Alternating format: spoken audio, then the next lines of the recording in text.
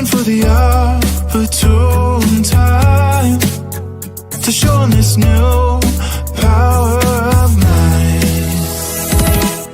When words is where we landed, with 2 rows are next to be commended. We're taking down all of those who oppose. Greasy Grove will soon be upon us. Katie Hike, we're sitting on the battle bus. We're closing in and we'll soon claim victory. When words is where we landed, with 2 rows are next to be commended. We're taking down all of those who oppose. Greasy Grove will soon be upon us. Katie Hike, we're sitting on the battle bus. We're closing in and we'll soon claim victory. Our aim never disappoint, so we have coincidentally stumbled on a legendary. Wait until they see us now, waiting for the opportune time to show 'em this new power of mine. When words is where we landed, with 2 rows are next to be commended. We're taking down all of those who oppose. Greasy Grove will soon be upon us. Katie Hike, we're sitting on the battle bus. We're closing in and we'll soon claim victory. When words is where we landed, with 2 rows are next to be commended. We're taking down all of those who oppose. Greasy Grove will soon be upon us. Katie Hike, we're sitting on the battle bus. We're closing in and we'll soon claim victory. Our aim never disappoint, so we have coincidentally stumbled on a legendary. Wait until they see us now, waiting for the opportune time to show 'em this new power of mine. When words is where we landed, with 2 rows are next to be commended. We're taking down all of those who oppose. Greasy Grove will soon be upon us. Katie Hike, we're sitting on the battle bus. We're closing in and we'll soon claim victory. When words is where we landed, with 2 rows are next to be commended. We're taking down all of those who oppose. Greasy Grove will soon be upon us. Katie Hike, we're sitting on the battle bus. We're closing in and we'll soon claim victory. Our aim never disappoint, so we have coincidentally stumbled on a legendary. Wait until they see us now, waiting for the opportune time to show 'em this new power of mine. When words is where we landed, with 2 rows are next to be commended. We're taking down all of those who oppose. Greasy Grove will soon be upon us. Katie Hike, we're sitting on the battle bus. We're closing in and we'll soon claim victory. When words is where we landed, with 2 rows are next to be commended. We're taking down all of those who oppose. Greasy Grove will soon be upon us. Katie Hike, we're sitting on the battle bus. We're closing in and we'll soon claim victory. Our aim never disappoint, so we have coincidentally stumbled on a legendary. Wait until they see us now, waiting for the opportune time to show 'em this new power of mine. When words is where we landed, with 2 rows are next to be commended. We're taking down all of those who oppose. Greasy Grove will soon be upon us. Katie Hike, we're sitting on the battle bus. We're closing in and we'll soon claim victory. When words is where we landed, with 2 rows are next to be commended. We're taking down all of those who oppose. Greasy Grove will soon be upon us. Katie Hike, we're sitting on the battle bus. We're closing in and we'll soon claim victory. Our aim never disappoint, so we have coincidentally stumbled on a legendary. Wait until they they see us now, waiting for the opportune time to show them this new power of mine. When words is where we landed, we're 2 rows and next to be commended. We're taking down all of those who oppose.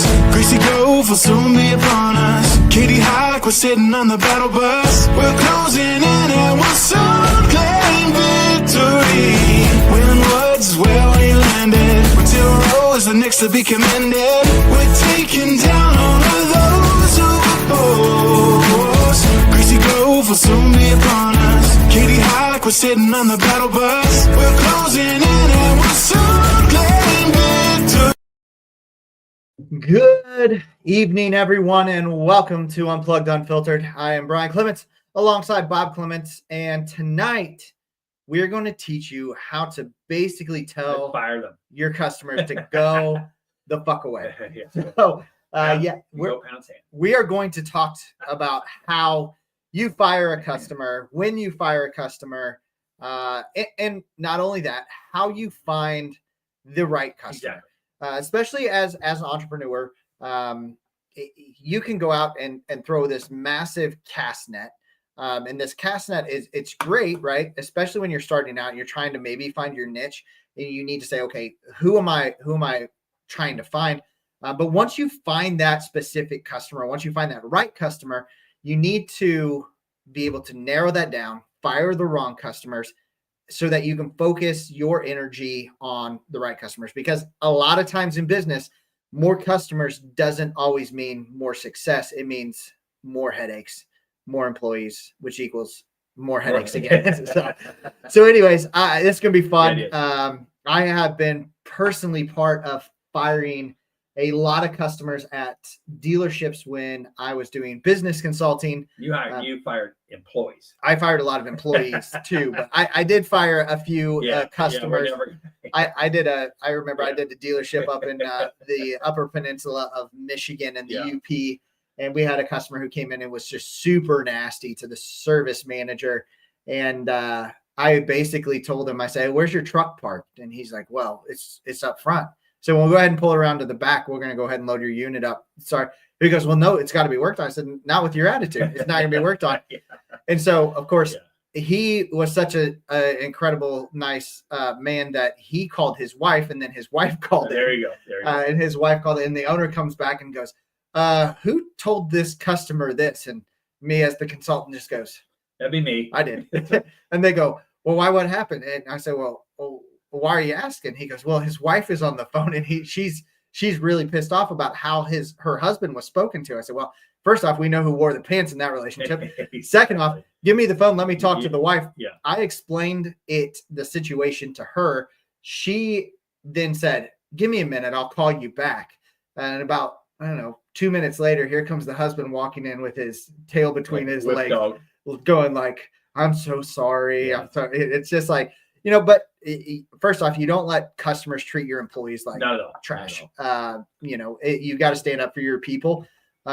As long as your people are in the right. I mean, and at the same time, everyone's got to be treated with respect. Yeah. But as soon as you cross the line and you're not going to treat my people with any type of respect, I understand that you might be mad and frustrated.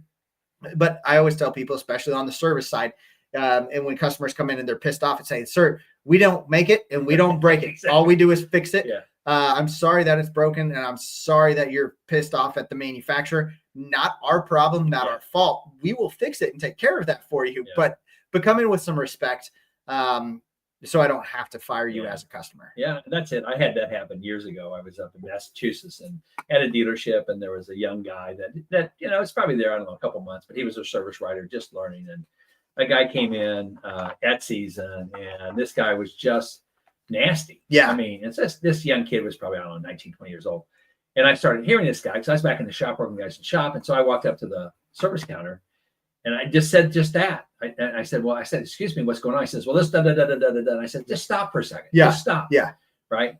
And I'm older, about the same age as this guy. I said, "Just stop for a second." I said, "This young man's trying to do everything he can to help you." And I told him exactly that. I said, "He didn't make it and he didn't break it." Yeah. And I said, "But he has the ability to control how we take care of your unit. Yeah. So I said, if you want to start over and be pleasant, I said, this young man will help you out. And if not, we got so much work in our shop right now, we don't really care. Oh, absolutely. You know, this is before we did Google reviews. Uh-huh. So I didn't care either, right? Yeah. So this is, but it's kind of the same thing. It's like, you know, I'm not gonna, number one, as an owner or as a manager, you're not gonna mistreat my people. Absolutely. Okay. That is just an absolute no. And the challenge we have today, Brian, I think, is so many of these people have been trained by the big box stores, by the Walmarts, by the Home Depots, by the Lowe's, by the Targets, whatever. If I just come in and make a scene, you're going to want to get rid of me and do whatever I ask you to do. And that ain't how it works in the business that we work in. Your ass is back out the door. I don't need your business. And and I'm on several Facebook groups. I got kicked off of one the other day, which is kind of funny because I was recommending it's a guy that does AI for software. And he's got this, what he thinks is a really cool thing. And it is kind of cool, but it ain't like Triton. And I made a comment, somebody asked him about it. And I said, well, I really ought to check out Triton DMS. And 2 days later, I'm no longer a part of their group. So. It's crazy because I don't actually ever get accepted into any of the groups. I've tried, I've applied. So if you were a moderator of the group, I put in an application. I used to laugh. Well, several of the groups now are just owned by software companies, which I always laugh at. There's a couple of them that are by the big software companies, and they're not, anyway, to get past that. So I left. So they fired me as a customer. So I didn't pay anything to be there, but they were really excited about my advice for free for all their people until I said, well, there is another option other than the crap that you built. And here's what you might look at. But I go back again. I think, these big stores have trained people to disrespect people. Oh, absolutely. Because they will do whatever it takes. And so if I buy something at Home Depot, and I love Home Depot and I love Lowe's, I do a lot of business with both of them. But if you're a typical customer and you buy something there and you don't like it, and you want to return it, all you have to do is act like you're pissed off and going to scream and shout. And go, hey, we'll take care of that. Absolutely. And then, of course, the manufacturer is going to eat the cost of it. That doesn't happen in the dealership world we work in. But people are trained that way, and it's sad because that's not how it used to be. But you just can't put up with those people in your business. You can't. I mean, and that I think a lot of, especially entrepreneurs, get stuck in that chasing every sale, right? Absolutely. Like I'm going to do everything I can to get the sale. And at when you're starting off, right, you got to chase the sale. But that's where I go back again to you're throwing this big cast net out, right? At first, I'm going to see, what am I even fishing? Exactly. Right. What is a turtle? We can eat turtles. We just need something in our cast. Baby shark. Close enough. Yep. But as you grow, right, you have to start understanding that every customer is not the right customer for you. And so as you move forward, I mean, if you're giving advice to a dealership, right, how do you say, what is the right fit? What is a customer for you? And I know we talk about a lot of times is, you actually have to sell yourself, not the brands that you're selling, but how do you, as an entrepreneur, find the right customer? Well, I think to me, as I work with the dealerships, let's go back to service. So that's probably an easy place to start. Because that's where a lot in the dealership world, I know a lot of you guys are not dealerships, but you should think about starting one. I know a consulting company that can help you get rolling. Don't listen Bob to him. at bobclements.com. Yes. Do not start a dealership. I would love to have you as a customer for Triton. But if you've never thought about starting a dealership, just a sleazy plug. I was trying to do.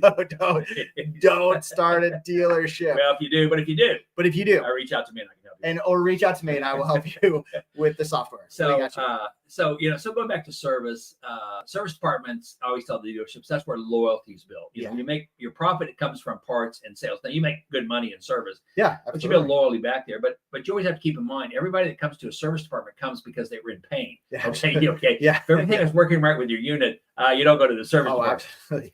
And so they're already in pain at some level. And so you have to expect some level of, let's say, agitation from that standpoint. But if you've got somebody that is overly aggressive, right, those are not the people you want.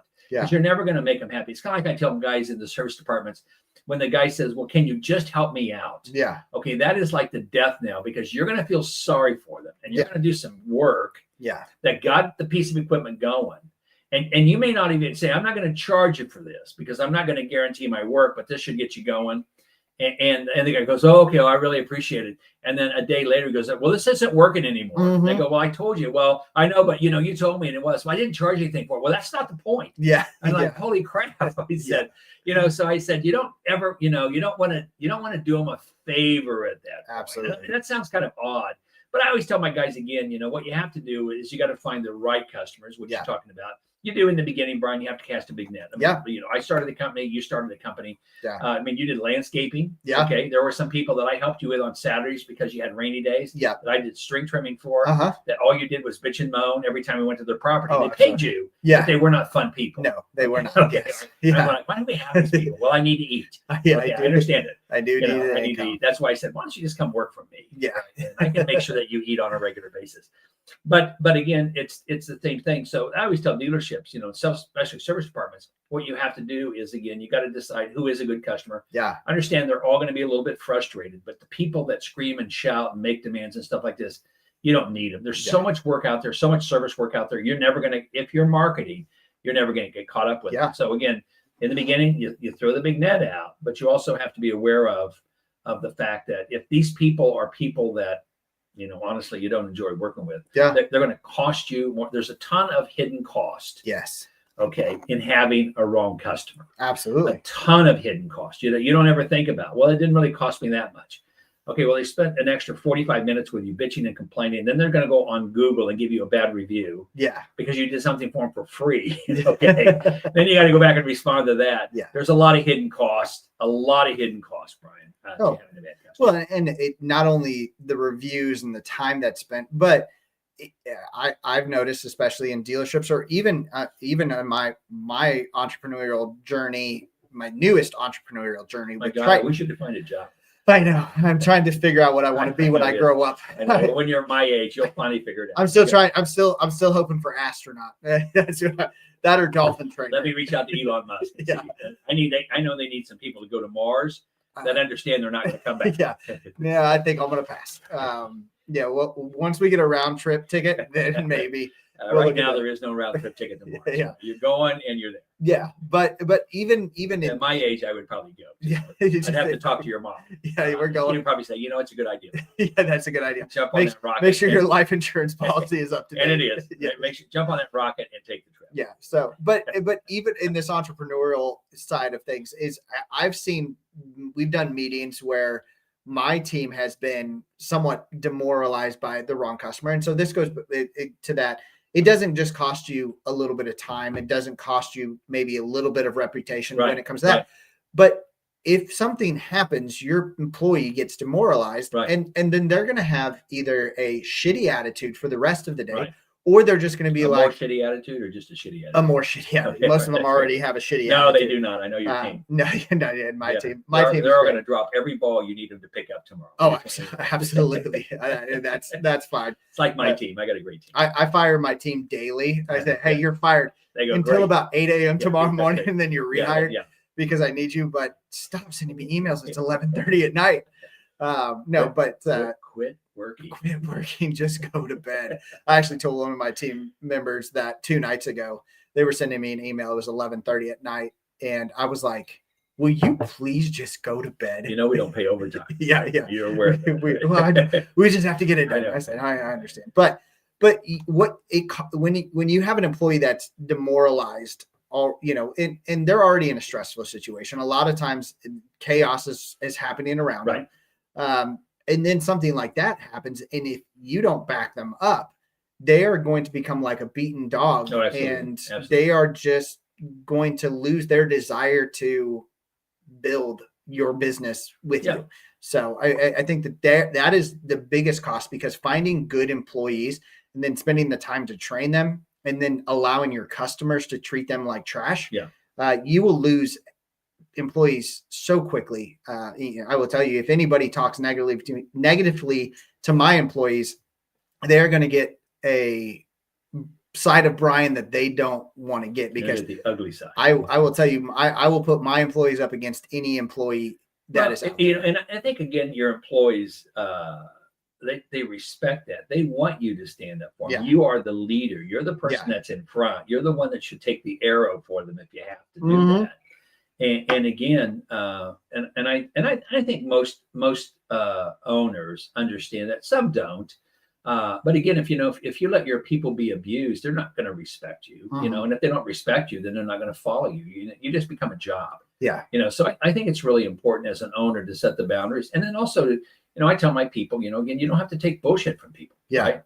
If they start getting your bullshit, just go, hey, let me get you connected with Bob. Yes. I tell people, just immediately move them over to me. Yeah. And then I'll have a conversation with them because I'll fire their ass. Yeah. You don't think you can. Yeah. I can fire them. Absolutely. Okay, because I'm not going to put up. Number one, I don't really need the business. I mean, I'm not saying that if you're thinking about starting a dealership, I'm always open. Yeah. Okay. But for the most part, I'm not worried about where my next meal is going to come from. I'm okay. Yeah. And I'm just not going to have them. So that's why I tell my people, if you've got an issue or whatever that you don't feel like you can resolve, send them over to me. I'll take care of it for you. Yeah, absolutely.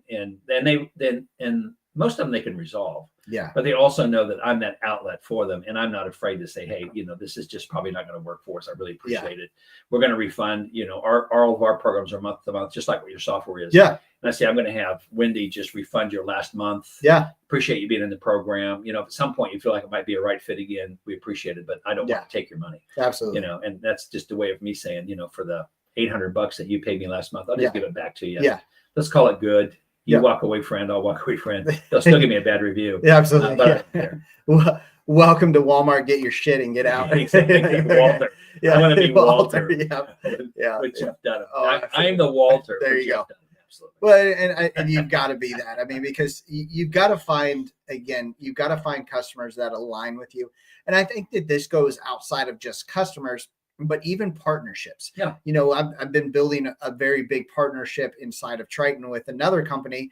And with that is I have looked at the alignments and I've looked at my team engagement. And this is not a partnership that has ever drug my team down at all. All it does is energize and rejuvenates and builds on my team's energy. And so whether it's a partner, even customers, I mean, you go into a dealership, and I won't say, but there's some pretty high name football stars that do business at some of our dealerships that we've worked with, that I worked with when I was with you. And when that person comes in, everyone runs the fuck away and then hides, and they go, oh, like, this is not a customer. Now, do I want to fire that customer? Yeah, I don't know. It's one of those. Do you fire that customer? First of all, get his autograph. Yeah, get his autograph. I'm going to say, hey, look, I don't have a football, but sign my hat. sign my hat. Now get the hell out of here. Now get that. We're not actually doing business, but you don't want that in your dealership. And I would have to say, most of those guys are really pretty. Oh, they are. They are. And we have a lot of dealers that work with very high profile, especially in the Nashville area. Oh yeah. Very high profile people in Oklahoma. Yep. I've got a dealer down there that works with a pretty big name in Oklahoma singing that's really tall and funny. And Shelton, I think, is his last name. Yeah. And they love it. Yeah. Because he's just a great. Oh yeah. He comes in and he brings energy. He does. So, but most of those people that are really done well like that, they're just good people. Yeah. Well, but that's again, it's finding that right fit, right? Yeah. Not just for you, but for your employees, because what you want is your customers, even if they're upset or if they're pissed off, they're bringing a positive energy. Absolutely. Where they walk in and be like, Bob, my shit's broken again. And they're like, oh, damn, not again. And they're like, oh, I know. It's just one of those. Yeah. And it's like, okay, well, we'll get you taken care of. And then they go, okay, I appreciate it. Right. And that's the energy that you want in those customers, right? Yeah, that's a good point. It's truly what you're looking for, and when you're trying to find that right fit for a customer. Yeah, and again, I think the most important thing, Brian, is just you said in the very beginning. When we start business, we all have been there. It's been a long time since I started mine, but in the very beginning, I mean, basically, if you had cash, I always told people we'll speak for food. Yeah. Right. Okay. Yeah. So so if you had cash and you needed a speaker for whatever reason, if it had anything to do with sales, because I started my company as a sales training company. Yeah. I'd be happy to do your meeting or whatever. And because you just need the money. Yeah. But in the beginning, you just cast a net and whatever is in it, you figure out a way to cook it. Yeah, absolutely. But pretty soon you figure out, well, those little sea urchins, they're not very good to eat. Okay? Yeah. They're kind of interesting looking, but there's not a lot of meat inside of the sea urchin. Oh yeah.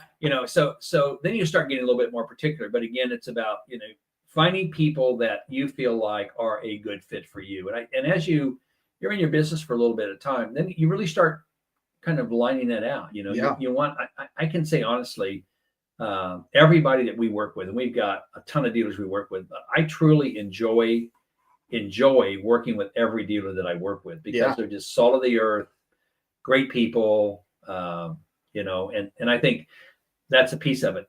I have some that I don't like to work with, and I give those to Jeff. No, I've got some that's just a better fit for Jeff. Yeah. He works a lot more on the outdoor power side, and I work more on the ag and construction side. But anyway, I think that's a piece of it. You gotta look at people that when you engage with them, they just bring energy to you. Absolutely. And I think that's a big piece of it. Well, and as you start finding those people, I mean, the key to it is teaching your customers boundaries. Yeah, right. Absolutely. This is something that we dealt with all the time in the dealership, right? Yep. It is put up a chain so customers can't walk into your shop, right? They're going to be pissed for a minute. They're like, well, I always go in and talk to that technician. Well, that's great that you have always done that, but that's not how we're going to do it anymore. Right. We're going to create these boundaries. And you have to teach your customers boundaries, whether that's in any type of retail environment, right? Just because you might be my friend and I own a retail store doesn't mean that you get to come in and take a bite out of an apple and then set it back down, right? Hey, there's boundaries. You have to respond to the same way that I would expect any other customer to respond. But when it comes to teaching people how to treat you or treat your employees, what would be one piece of advice that you would give someone to say, as an entrepreneur, I'm starting out, I want to build that respect from the very beginning with my customers, even if I'm throwing out a massive cast net? What would be one thing that you could say, here's a boundary that you need to set with customers from the very beginning? Is there anything that you can? Well, I think again, it's just explaining to customers how you do business. Yeah. So this is how we do things. Yeah. Right. And I think that's it. So you say, this is how we do things, So when I'm just going to go back to dealerships, because that's my whole world is dealerships. But so when you bring a piece of equipment in, this is what we do. We check it in, whatever, like this. And within 24 hours, I'm going to get back to you with some initial information. So you can call before 24 hours, but I'm going to tell you, gosh, Brian. Yeah. Okay. So I said, everything happens within 24 hours. We're going to do this. And then you got to do it. Mm-hmm. Then say, after that, I'm going to have, here's what we're seeing. Here's a couple other things extra here.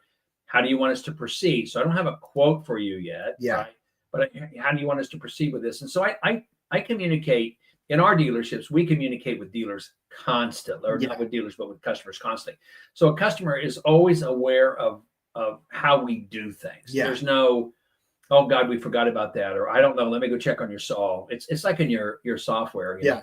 Anybody in your software, if a customer calls in and say, where are you at with my chainsaw? Yeah. Literally, I can say, well, guys, just a second, Bob. Uh-huh. Let me do this. And they can click a button on your software and you go, oh, I see it's scheduled to be in the shop, in the small engine bay, bay 2, between 11 and 12, should be done by then. Yeah. You have any questions? Oh, no, I just wanted to check on it. So that, Yeah. you know what I mean? So you're teaching them your process, Yes. how you do things, and the way you do it, and I think that's the big piece of it. But again, this kind of goes back to our conversation a long time ago, Brian, is the most important thing you have in your business is process. Absolutely. And you live by those processes. Yeah. And then you teach your customer your process. Yep.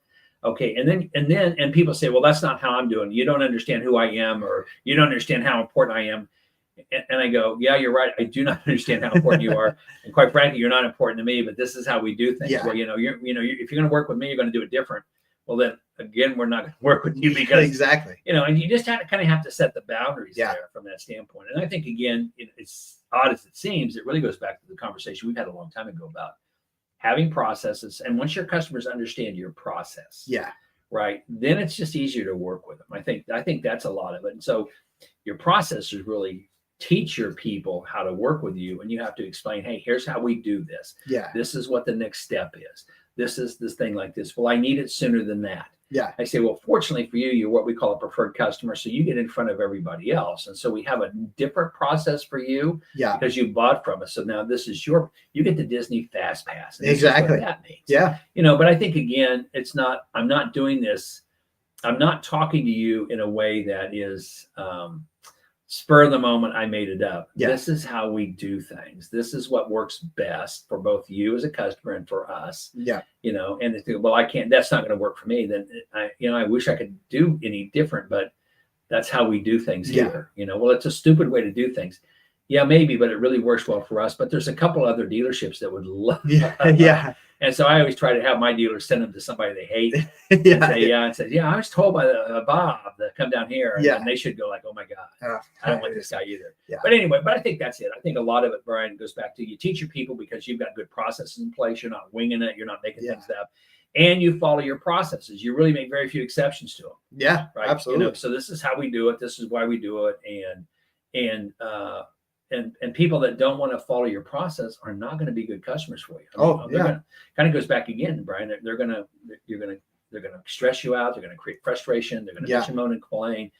And regardless of how good you do it, they're going to give you a bad review. Yeah. Because your process was not their process. Yeah, absolutely. You know what I mean? And that's the stuff that you have to watch out for. But don't deviate from your process. Just explain people what it is and how you do things.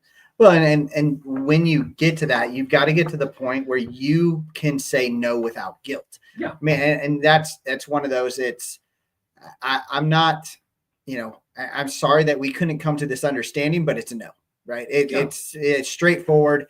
We're not doing business. This is not how we're going to do it, and be okay with that. Like, no is a statement. And no is a statement. Okay. Exactly. No is a statement, and you don't have to explain it.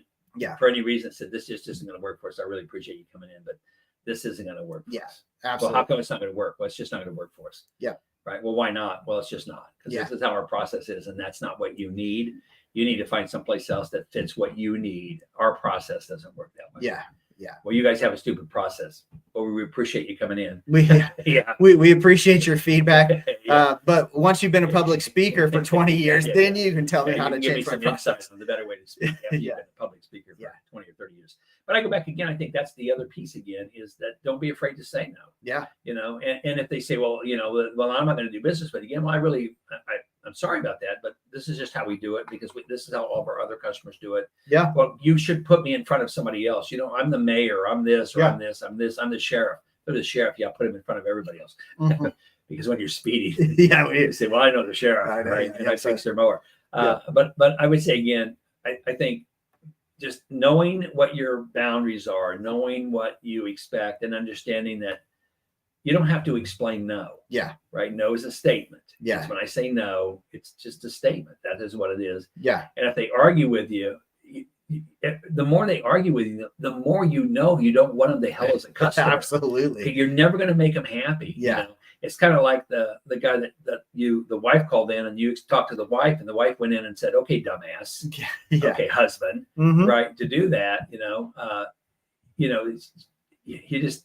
he would be a different person, because now he knows the wife controls it. But I would just say again, if you're dealing with somebody who's argumentative in the beginning, dear God, run away from them. Absolutely. It ain't going to get better. Well, right. And if you do business with them, they're going to expect you to do even more, because now they feel like you're obligated. Yeah. And it's just not going to be a good experience. Well, and one of the things that I always pushed when I was doing consulting, business consulting or dealership consulting, was, one no typically makes room for 5 yeses. Oh, yeah. And it's because, again, and you said this earlier, it's one no costs you so much. Oh, yeah. So much time, so much energy, so much stress, where I can then take that to my customers who are a good fit for me. And I turn those into 5 extra satisfied customers, because I just freed up an extra 45 minutes of not having to deal with a dumbass. Yeah. And I think as any entrepreneur, we've all dealt with frustrating customers. We've all dealt with bad customers. And at some point, you've got to deal with them, right? You got to get a customer base started, and you kind of have to go above and beyond. Yeah. But you do in the beginning. I mean, let's just face it. I mean, when you're starting out, any customer's a good customer. Yeah. and it's okay. Don't go like, oh God, I've been working with this guy for 20 years and I hate him. Yeah. That's okay. 20 years ago, you needed business. Yes. Okay. So don't feel bad about it, but you're at a point maybe now where I can be a little bit more selective. Yes. I mean, and that's kind of where I'm at. I mean, it's, I don't say no to a lot of people, but as I'm talking to somebody on the phone or somebody on a Zoom meeting, as I do a meeting and I'm going pretty quick, you're not going to listen to a damn thing I say. You already know all the answers for some odd reason. Yeah. You want me to validate everything that you believe is incorrect. Yes. I can't do that. Yeah. Okay. And because I've had people before that's been on a Zoom meeting with me that's looking at using us and I'm saying that, and I talk to them about their business, whatever like this. And I say, well, if it were me, these are some things I'd probably look at. And they go, well, I just really disagree with that. Mm-hmm. And the moment they say that, I'm done. Because I'm never going to get through to you. Absolutely. Because you already have your mind made up. And I had this happen about a year ago with a dealership, and the wife desperately wanted to work with us. And the husband, who ran the shop and all that stuff, desperately didn't. Yeah. And they were dying in the shop. Right. And so as I was working with the wife, and we'd have the wife and the husband on the same meeting, and the husband would go, well, I just don't agree with it. That's not going to work. You don't understand our area. Yeah. I'm like, oh my God, every time I hear that, I just shoot myself in the head. And I go, well, I kind of do, because I have a dealer that you compete with that's about 30 miles from you. Yeah. So, and they really do well. Yep. So I do understand your area. And he goes, well, I just won't work in our shop. You don't understand our people. And she finally, I just told her, I said, look, you're paying me money to do and help you, but I can't help you because when we're done with the meeting, your husband's just going to go back and do the same. I said, you need to stop paying me. Yeah. Right. I'm not going to do you any good. And she goes, well, but I really like listening to you. Well, listen to my YouTube video. Yeah. Don't pay me to do this, because absolutely. She's doing the stuff on her side because she was in sales and parts, but he was on the service side, and the service side is where they're dying. Yeah. And I just finally told her, I said, I can't help you because your husband just won't listen. In his mind, what he does and what the shop does is so unique and different. Yeah. And I think that's a piece of what you have to look at. Again, in the beginning, you do it, but the moment you know that it's not right, then you got to get yourself out of the deal. Absolutely. And I think that's it. And again, maybe you give up a little bit of money, but I also think, Brian, to your point, if I give up a no, I'll probably have 8 yeses that follow up that are right. And I think that's true. I think I see that. I mean, then that goes back even to my landscaping days, right? Is I spent 30 minutes mowing a customer's yard, right? And then I spent an hour dealing with this customer who was just never happy about how it was edged, or we didn't blow off the thing. And we spent all of this time where I could have easily added 2 more customers in that same hour time that I wasted. And so I gave them the ability to cost me an extra $100 a week. Absolutely. And why, you remember the guy that you mowed for? So he had a beautiful home and he was great to work with, but he had a son that he rented out a property to, and the son would sit out on the deck at night, drink beer, and throw the beer bottles out in the yard. Oh yeah. And then the son was pissed off because you didn't pick up his beer bottles. You mowed around them. Remember that? Yep, okay. I do. And the guy that hired you to do it's like, well, my son's all pissed off because I'm mowing around his beer bottles. I'm not here to pick up the beer bottles that he thinks I'm just some peasant out here mowing for. Yeah, no. I'm just not going to do this, and it's kind of one of those, this just isn't going to work. Your son's a freaking idiot. Yeah. He can go drink beer and throw his bottles out in the grass. I ain't picking them up. I'm going to mow around them. Yeah. But I ain't going to pick them up. But it's kind of the same kind of thing. I mean, the dad was great to work with, but unfortunately he had an idiot son. Yeah. That was most likely adopted from a very strange family. And that goes into being able to fire customers the right way. Yeah. I mean, and honestly, I remember that customer, and I told him, I said, I'll continue to mow this yard. I'll continue to do it. I said, but it's going to be an extra $30 per week. Well, I'm not paying the $30. Okay, well then I'm not going to do it. And I think, and we do that in dealerships all the time where people go, I need to be next. Like, you need to. That's fine. We have an expedited or an emergency fee. It's double our labor rate. So typically it's $100. It's now $200. Well, I'm not going to pay $200. Okay, well then it's not that important to you. And then now you have professionally let a customer fire themselves. That's a great point. And I think that there's you have to learn the right way to fire a customer or a client. I know one of the people that watches us very regularly. They own a Is that your market. mother? Yes, yeah, That's yes. great. That's great. They own a marketing agency, and they're at a point now on the marketing side that they don't need as many customers Sure. as they have. And they have one customer who's just been a massive lift for them.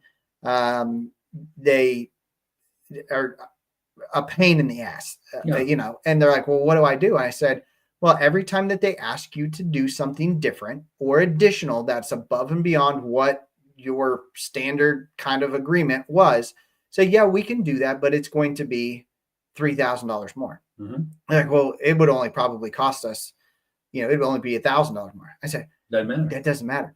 Now Your you're paying. your goal is to either make enough money to recoup the amount of time, energy that you're putting into it, Right. dealing with their ass, or B, they go, well, I'll find someone else to do it cheaper.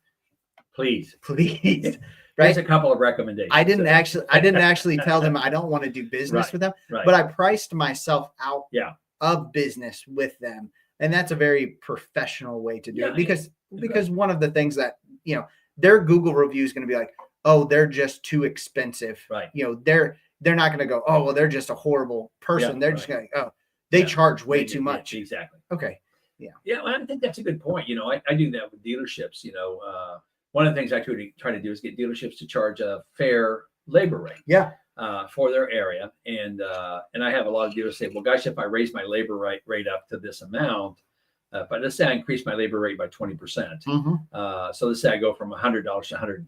Yeah. Just theoretically, and if you're a dealership and listening to this, I will beat you like a rented mule. All your charges $120 an hour. Yeah. But if I add an extra 20% to it, and they go like, well, we're going to lose some customers, and I go, well, who are you going to lose? And I go, I don't know. I said, well, if you raised your labor rate up by 20% and you lost 20% of your customers, what would that do to your income? Yeah. And they go, well, I'd make the same amount of money. I go, there you go. Yeah. I said, so, and what 20% did you lose? The people that were only just price sensitive. Oh, absolutely. And that bitched and complained and moaned. Yeah. Yes. And now you got 20% more capacity for people who are willing to pay more to do it. Oh, absolutely. Well, I hadn't really thought about it that way. So, but like you're saying, Brian, it's about changing your pricing. Yeah. Right. If somebody wants emergency service, double whatever you would charge from somebody else. And if they're willing to pay it, dear God, bring them in. Yeah. Okay. Absolutely. But if they go like, well, I'm not going to pay that much. Well, that's okay. So it'll be a week. Yeah. Okay? Absolutely. But I need it done right now. Well, here's our rate if you want it done. Because I got to take this unit off of a lift and bring your unit in. Yeah. And that costs me a lot of money to do that. So this is what the rate is. So I think that's an important thing for people to understand. It's like, you move your pricing up and you end up getting better customers. Absolutely. In the beginning, you got to do whatever you got to do to survive. Yeah. But you also got to keep moving your pricing up and get it to a point where there's going to be people that go other places, and you're going to have a few that are probably people that you like, but they're price sensitive. Yeah. And you got to move those on out of your system and free up your resources to do it. So again, I can make 20% more money, not hire any more people. Yeah. Have the people that I'm working with have a better experience. And I got rid of the people I didn't really want to work with anyway. So, I mean, I think that's a big piece of what you have to do is just think about how you charge them for stuff. Well, and as we were talking about finding the right customer, I think one of the things that we also need to talk about is maintaining that right customer. And you talk about it all the time, and I'm going to let you explain it, but there's different levels of customers, right? You have your price sensitive customers, right? You have your satisfied customer, and then you have a loyal customer. So explain to the viewers what the difference is. I mean, we all kind of have a good understanding of what a price sensitive or a shopping customer looks like. And then what's the difference between a satisfied and loyal? So walk us through those three different customer types so that as you guys are looking for customers, as you're trying to figure out what the right customer is, this is going to give you the ability to understand, why I don't want a satisfied customer, why I want a loyal customer, and really why I don't want a price sensitive customer. Yeah. So in the beginning, you want any customer. So I just want to go back and clarify that. So if you're a new entrepreneur, if they've got cash, take it. Yes. And continue to take it. And you'll get to a point where, kind of I am and kind of Brian, where you are anymore, where, okay, it's not about the cash anymore. Now I'm looking for quality, the quality of the customer. So in the beginning, anybody that has a pulse, can fog a mirror, and has a credit card, I'm good with. Okay. Yes. But what you'll do is you'll transition into looking more at a quality customer. And I think you have to define what a quality customer is. Okay. That's something we maybe spend a little bit of time on. But as I'm working with, I just go back to salespeople. I train salespeople, right? So I tell people, in salespeople, understand that 15% of the people are price buyers. Yeah. Okay. Statistically, unless you have the absolute lowest price, that's all they're interested in. Yeah. They don't care what other value you bring. They don't care anything. They're only interested in, their emotional trigger is, I got the lowest price. I beat you. Yeah. I beat you. I beat you. Okay. I beat you. And in the beginning, it's okay to be beat because you just need cash flow. Exactly. Okay. So those are people that you do try to work with in some way. Ultimately, you want to get rid of those people and understand that it's not the majority of your customers. Statistically, it's only 15%. Yeah. Then you have 25% of your customers that are loyal people. These are people that started out with you. Yeah. You built relationships with. If they ever needed something that you do, they would just come to you and have it done. Yeah. Okay. And they never really even ask about price. They just say, hey, Brian, can you do this for me? Or can you do this for me? And they just know you're going to be fair with them. Yeah. Right. And those are loyal people. And so that's about 25% of who your customers are going to be. There's 60% that's that other piece. We've got 15% that are price sensitive. Yeah. We've got 25% that are loyal. Then you have this other group that are called value customers. Yeah. And they're willing to spend more with you if you can show them that you are worth more. Yeah. And this is where in sales we say, okay, so what value are you bringing to the table? What do you bring to the table that's different than Amazon? Or what do you bring into the table that's different? And I always tell people, again, in sales, understand that people buy people, not products and services. Yeah. So the number one thing that you bring to the table is you. Yeah. Okay, what value are you bringing to the table? Yeah. So people say, well, I really want to have a high customer satisfaction rating. I said, well, not really. Mm-hmm. Okay, because satisfied customers are not the same as loyal customers. Yeah. Satisfied customers are satisfied during this moment of time. Yeah. But if somebody else comes along with something that's maybe more interesting, so they would be, not because you did anything wrong, not because you did anything bad, but there's something over here that looks even more satisfying to them. We have even more vanilla in our ice cream. Yeah. I'm going to use the telephone code. Absolutely. Okay. We've added extra vanilla. It's an extra vanilla. vanilla. Extra vanilla. Yeah. Okay. So now they're satisfied, but not loyal. Yeah. Okay. And so what we're trying to do is say, how do we take people that are satisfied and turn them into loyal customers? And people say, what's the difference between satisfied and loyal? And I said, well, think about this like a marital relationship. Yeah. Would you rather have a wife that's loyal or a wife that's satisfied? Yeah. Okay. Yeah. I'd rather have a loyal wife. Yes. Okay. And so I tell you, it's kind of the same thing. So I said, so how do we do? Well, we take satisfied customers and make them loyal by solving a problem for a satisfied customer that other people weren't willing to solve. Yeah. So loyal people are loyal because you did something they didn't expect you to do, and you did it, and they go, well, nobody else would have done that forever. I'm going to be on your team. Yeah. And one of the things that I always try to tell dealers is our goal again is doesn't mean that we don't want price buyers. Okay. But we don't go after them. So price buyers are 15% of the population. I don't want to run them off. I want to focus my energy on taking my satisfied people and turning them into loyal. So that's really what my focus always is in business. How do I take people that like what we do, that's satisfied, but that's maybe not loyal? And the difference between a satisfied customer and a loyal customer is a satisfied customer likes what you do and they're happy with it. Loyal people like what you do and tell other people about it. Yeah. Remember, you've heard about word of mouth marketing. Yeah. That happens with loyal customers, not satisfied customers. One of the things that drives me nuts is a lot of manufacturers really go after, we want a really high customer satisfaction rating. And I go, really what you want is a really high loyalty customer rating. Okay, because satisfied customers can easily be satisfied by somebody else. Absolutely. So that's the other thing. It's called the Net Promoter Score. And if you go back to marketing, we don't have time to get into that. But people say, well, I got a really high Net Promoter Score. All that means you got people that are really satisfied right now, but it doesn't mean that they're loyal to you. And so again, I think that's the piece you're looking for there. How do I take somebody that's satisfied and make them loyal? And you do that by solving a problem for them. Yeah. And I always tell people in sales, I said the two things that happen in sales, if you want to make a sale, I know we're not doing a sales thing, but we probably should. Yeah. But I tell people, what problem did you solve and what value did you add? Yeah. So that's always the question you want to ask in sales. What problem did I solve and what value did I add? Yeah. That's what makes every sale happen. And so again, so the problem solving is what creates the loyalty. price people don't care about the problem being solved. Yeah. So let's say now people say, okay, well, do you want people that are price buyers? I do if I've got things that are running, like in the world that you and I play in, dealerships have things on floor plans. So Yeah. so they may have 12 months before they actually have to pay it off. Yeah. Right. So they get floor plan on. So if I got something that's getting ready to be paid off, the interest is coming due on, then I contact all my price buyers and say, hey, Brian, I know you were looking for this tractor. Yeah. You know, you really wanted a good price on it. I got a deal for you. Yeah. Okay. And because I don't really care. They're just looking for a cheap price. They're looking for the right price, and I can move it that way. So I think that's the piece of it again, is understanding that we have loyal. They represent about 25% of your customer base. Satisfied are about 60%. And then the price buyers are there. Your goal in business is to take the 60% and move that 25% loyal to maybe 50% loyal that are now always going to buy from you, but also going to be that word of mouth thing that you're Absolutely. doing. And these are people that you like working with. They like you. That kind of goes back to what you said again. They like you. They enjoy working with you. And what I wanted them to do is bring me other people like them that I can work with too. Absolutely. Absolutely. Well, and then that goes back again is as an entrepreneur and you're starting off in a business, you're starting off chasing a dream. Again, it's okay to find those price sensitive customers.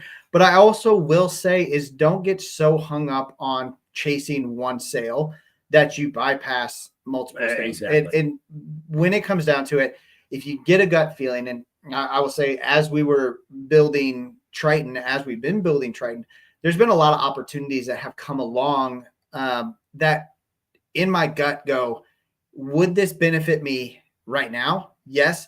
How is it going to affect us long term? And I go, I don't have a good feeling about this. And so I turn that kind of quick cash down so that I can preserve my morals, my standards. And it's okay. Even when you're getting started, if you need cash, it's still okay to say no if it doesn't feel right to you. You don't have to take, you know what I'm saying? No, I agree. I mean, I go back, and this has been years and years and years ago. And matter of fact, I'm not going to bring up the manufacturer because everybody knows who it is, but it's a big manufacturer in the industry we play in. And I was doing a lot of work for them, sales work.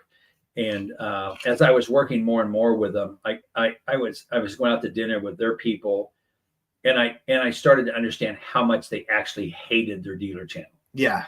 Hated their dealer channel. They made fun of them. We would do a meeting and we would all go out to dinner without the dealers there. And all they did was make fun of the stupid dealers and how dumb they are and how stupid they are. Yeah.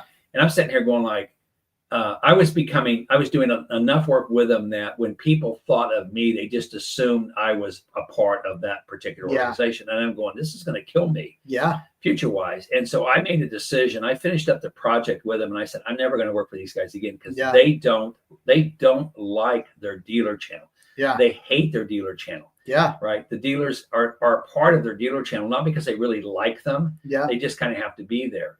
And that's probably 20 years ago. I will still never this day do business with that organization. Yeah. And it's not because they're a good organization, but my world is all about dealers. And if you don't respect your dealer channel, if you have meals away from your dealers and you make fun and you laugh at them and how stupid they are, why the hell would I want to be a part of that? Absolutely. Because my whole world is the people that you're making fun of, those are my people. Absolutely. Okay. Yeah. And I made a decision. And again, it was a big firing that I did. But they didn't fit my values. Yeah. You know, they didn't fit this. These were a bunch of young people that had MBAs that were dumbasses. Yeah. And just to be honest with you, just because you went and got an MBA, you still could be very, very stupid. Absolutely. Because you have no common sense. But so they'd never really done anything in their life. They were hired. They were out doing this stuff. They were representing their manufacturer. Yeah. You know, we'd go out and have some wine or drinks and have food after all the dealer meetings were done. And they just made fun of these people. Yeah. And I'm going like, but yet in the meetings they said, oh yeah, you know, we're dealer this, we're dealer this. Yeah. It's just all bullshit. Absolutely. And I finally said, you know what? I don't want to be a part of it. And to this day, and they've asked me a few times to come out and do programs for them. And I always tell them, you know, I've already got another program booked. Yeah. I really appreciate you asking me. But, you know, but I'm not going to say, you know, 20 years ago, you guys were shit then, and you're probably still shit today. I don't have any desire to do business with you. I got plenty of other manufacturers that compete against you, and every manufacturer that competes against you, I work hard to make sure they beat your ass. Yeah, every absolutely every day. So, but again, you know, it's kind of that. yeah, back then I needed that, but I got to a point, Brian, to your point, where it was starting to really, it was going against everything I believed. And even though it was a large account back then, but I just decided, it's not, I cannot be associated with that. Absolutely. If I'm going to build my brand, I can't attach it to that brand. And to this day, I've in 20 years, I've never done it. Not that I haven't had opportunities, but I always have another engagement. I can't come and do your program. Because I'll never do work for me again. Yeah. Well, and that's okay. I mean, even then you go back 20 years, would the cash that manufacturer provided, would it have been nice? Would it have been, it'd have been great. Needed at some time. Instead of having us take you to the food bank. Yeah. No, absolutely. I mean, it was a lot. But your mom and we talked about it, but I said, I just can't do this anymore. I said, it's not, I grew up, I was born and raised on a dairy farm. We've got very, salt of the earth kind of values this. And I tell people, it just so rubbed me wrong. And I sat in several meetings with them, had many dinners with them. And in the beginning, it wasn't a big deal, but it just kept grating on me. And finally, I can't do this anymore. This is not who I am.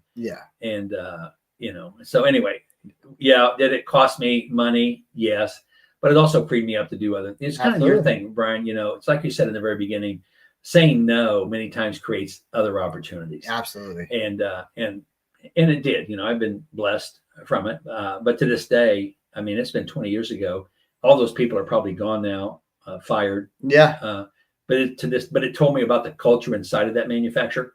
I would never go back and do work for them. Absolutely. Like I say, and I love, there's nothing more than I do. I love to compete against them. I love to compete against them because it's my vengeance. Absolutely. Vengeance is mine, saith the Lord. And so I love to compete against them. And anyway, so it's kind of interesting, but painful to say no at that time. But to your point, I think in the very beginning, Brian, you said, a no can turn into 8 or 10 yeses, and that's really what it's done. Well, and you can't sacrifice. I mean, you can't sacrifice yourself for a sale. No. I mean, because if you do that one time, it's going to be something that you will deal with for the life of that customer. Don't be a prostitute. Exactly. I don't mean that in absolutely. a way, but don't do it. You've got values and ethics and things like this. I think again, and I know you've been having a lot of conversations with Gravity. But I think again, the other thing, Brian, is you're working with people like Gravity, or I think about Pace, the distributor, Chris and Dave and those guys there. This next week, I'm going to be with Bryan Equipment. They're the big steel distributor down in Ohio Valley. Oh my God, I love those people. They take care of dealers. They care everything about them. Absolutely. They're my people. You know what I mean? They're big. I mean, I don't know how many states that Pace distributes through. 30. But Chris and Dave and all the guys there, they really care about the dealers, which is why I love working with them. I don't do a lot of speaking anymore, but I do. Chris Kaiser at North American or at the Equip Expo. Chris and Chuck, if they called today and said, "Can you come down tomorrow?" If I go, if the air traffic controllers will get back online. Exactly. So there's a few people that I will just always say yes to. I will do it for you. Okay. Chris and Dave at Pace, they know that. And same thing with Rick Bryan at Bryan Equipment. If Rick said, "Hey Bob, can you come and do this?" I just do it. Not many others than that. A few others maybe, but again, those are people that our values are in line. What we believe is in line. I love working with them. And I think that's a piece of it. I've had the ability over all the years I've been doing this to find people that are really aligned with me. And I'm aligned with them. And that's the perfect type of customer that we're looking for. Well, and that kind of comes down to that, quality over quantity. Absolutely. As you're building this, when you first start off, big cast net, sometimes you got to have quantity over quality. Exactly. I will say, I always tell people, it's just because I need quantity doesn't mean I get to sacrifice all of my quality, right? I can cast this out, but if I know that puffer fish is poisonous, I am probably not going to grab it, right? Let's throw it back. Seems to be big. It seems to be big. Might have a lot of meat, and I'm really, really hungry. But I know it's poisonous. I don't want to die. And so we'll sacrifice some of those customers, throw them back. Be okay with, I will take a month of hunger Yes, to absolutely. build a lifetime of partnerships and And relationships. absolutely. And I think that's a piece of it. Again, what you're doing in business is building relationships. Absolutely. And, I was talking to a dealer today, this morning, actually, down in the Gulfport area. And we were talking about marketing, and she's looking at doing a different marketing company. And I said, look, the number one thing about marketing is understanding that it's not about finding new customers. Yeah. They've been in business for 38 years. And I said, she says, well, my guys are always talking about, this impressions. I goes, you don't care about impressions, Melinda. Yeah. I said, your manufacturer does. I said, what you want is leads. Yes, Okay. absolutely. I said, they go like, well, I talk to my people about leads. And they go, well, you have to figure that out on your own. I go, well, that's BS. That's bullshit. Yeah. They're a marketing company. They should be able to say, okay, this is how many touches that I'm converting into leads. Yeah. And I said, the other thing is I said, Melinda, do you really want new customers? And she goes, well, I need customers. And I go, well, the best place to get new sales is from existing customers. Absolutely. I said, and I had her look it up in her software, and she's getting ready to look at coming in with Triton because their software sucks.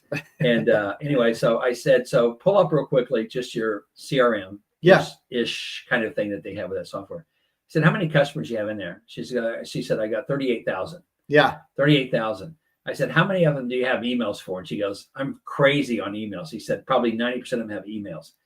And he goes, so how often is your marketing company reaching out to all these people that love you and have bought from you? She says, well, they don't. All they're going for new customers. Yeah. I go like, oh my God, you don't need any new customers. Yeah. I said, you have all these people that love you, that have bought from you, that's done business with you, and you don't do anything with them. Absolutely. I said, if it were me, right, I would take the people that's done business in the last 10 years, forget about the other that's 30 years old. Yeah. And all I do is market to them. Yeah. I said, that because those are your people. Absolutely. They liked you, you trust them. And I said, give me a couple of names out of that database that you haven't done business with. She goes, oh, well, here's Mr. I forget what his name was. Yeah. I go, what'd you think of? Oh my God, he was the greatest guy in the world to work with. I said, when was the last time you had contact with him? She goes, it's been 8 years. Yeah. Holy crap. I said, do you think he's bought anything in the last 8 years? Yeah. Probably. Has he bought it from you? No. Okay. You know what I mean? Yeah. So we have all these people that we like. We get so interested in the beginning, especially as your business develops, you get interested in finding new customers. Yeah. And I go back again, you got so many people that loved you, that did business with you. That's what you're looking for. It's kind of what you talk about, identifying who that customer is. Yeah. Go back and look at your old customers and say, who else out there is like that customer? Yeah, who else out there? If you say, I don't know them, then go talk to the old customer and say, hey, I'm always looking for new customers. Yeah. I really love you. Do you have anybody like you that you know? Absolutely. And they go, yeah, you ought to talk to Billy over here. You ought to talk to Betty over here. Yeah. And just kind of go back and doing that, because it's a matter then of, like you said in the very beginning, you got to find people that think like you, that have the same values as you, that do those things. That's your customers. Absolutely. And if you do it, you're going to have a phenomenal success in your business. Absolutely. Absolutely. So with that, I mean, we've talked a lot about hiring, firing the right customers. But as we kind of come to this conclusion of tonight's episode, the big things that I want everyone to remember is Bob is cool. Bob is cool. Don't start a dealership. I know. But if you're going to start, if you're going to start one, it's Bob and it's bobclements.com. or TritonDMS.com. We both together are a superpower. Exactly. All of the the power rings unite. Exactly. Yeah. And we will make you super successful. What was the Marvel last one with all of the the Infinity Stones. Infinity Stones. Yeah. So we are the Infinity. A little snap in your competition won't know what happened. But so there's power in saying no. You create the energy, you create the boundaries for your customers. Always stick up for your employees. When it comes down to it, your employees are your most valuable asset. So stick up for them. Always have their back, because if you always have their back, they're going to always have your back. As soon as they don't feel like you're there to support them, they will start a new job search. They will become a quiet quitter. Absolutely. 100%. Also, Elon Musk, Bob, is signed up now for the Mars trip. So I'm sure your mom will be okay with that. So send me there with your robots. I want to go to Mars. And then the last thing is, energy is your edge. Energy is your edge. The more energy that your customers bring into your business, the more energy your employees are going to have, the more energy your employees are going to have, the more Definitely. energy the business is going to create, which then creates more energetic customers coming back into the business. It's an incredible cycle. It is, and it goes back again, Brian. How you treat your employees and take care of your employees is how they're going to take care of your customers. Absolutely. So if you treat your employees with respect, you do that, they're going to treat your customers the same way. 100%. So with that, you now know how to fire your employee, or not fire your employees. Yeah, I mean, if you need to fire your employees, that's a whole nother. It's still somewhat relatively. I really appreciate you, but we don't need you anymore. Yeah. Have a good evening and Merry Christmas. Merry Christmas. High five. or in Deadpool, where that's a 2 high five. So with that, we appreciate you guys. We're going to fire you for tonight, and we will rehire you not next week. I will tell you, I am going to be skipping next week because I will be doing a live broadcast from the North American Equipment Dealers Association's award show. So I will not be live next week. Bob will probably decide to go ahead and take the week off as well. But I am going to be definitely check out North American Equipment Dealers Association. Their show is happening next week in Orlando. My whole team is going to be down there. We're going to promote and push and just market the ever-loving snot out of this. And then we get the opportunity to broadcast live. We'll be broadcasting here on our podcast channel for it, but we're also going to be broadcasting on all of their social medias, the live award show for the North American Equipment Dealers Association. It's going to be huge. Yeah, great association. So if you're a dealer, if you decide to buy a dealership, join. Exactly. It is a dealer organization. I'm a raving fan of the North American Equipment Dealers Association. So I try to get all of our dealers involved with it. There's probably 4,000 or 5,000 dealers in it. And I'm a big fan of lots of voices, create lots of leverage. Absolutely. Well, and if you're not a dealer, is still go check out the North American Equipment Dealers Association, because I promise you, as an entrepreneur, there is going to be an association that will fit your niche. Exactly. There is. And there's not a better one or a better example. I always say this, and all of the other expos can hate me for this, except Chris Kaiser. Except for Chris Kaiser, because what I'm going to say is, even if you're not a dealer, if you want to understand how an expo is really supposed to be run on a big scale, go to Equip, because those guys know how to play on one of the most incredible scales of all times. And there's going to be shows in your industries that are like that. Maybe not to that size, but if you want to understand how do I promote myself and become something seen out of 200,000 registrants, go to these big shows. See this booths that are standout. See the ones that are fully packed. Learn from this. But again, find an association, check out the North American Equipment Dealers Association, see all of the things they do for their dealers, and find an association that will stand up for you the way that the North American Equipment Dealers Association stands up for their dealers. But with that, we're 2 minutes over. We are going to be live next week. I'm going to be live next week from the North American Equipment Dealers. I'm going to be at Brian Equipment next week. And he's going to be there in Cincinnati. We'll just do a dual live podcast. I'll have to see if Brian Equipment will let me live stream their training. There you go. Probably won't. Probably not. But we appreciate each and every one of you every single week. If you guys ever have questions, our new website, if you haven't checked it out, it is live. There is a comment section where you can leave comments about how incredible we did on this last podcast. We will on those ones, because as long as you tell us how incredible we are on our podcast, so you're stuck up right now. Is that what you're telling me? Absolutely. Yes, 100%. We'll respond to those. Nothing wrong with it. If there's negative comments, we don't receive those. AI filters that out. It doesn't actually come to our inbox. Goes through Triton, and you're banned from ever. You're banned forever. You're banned forever. But we also, if you have a topic that you would like us to discuss, there is now a spot on there. You can send in a topic request.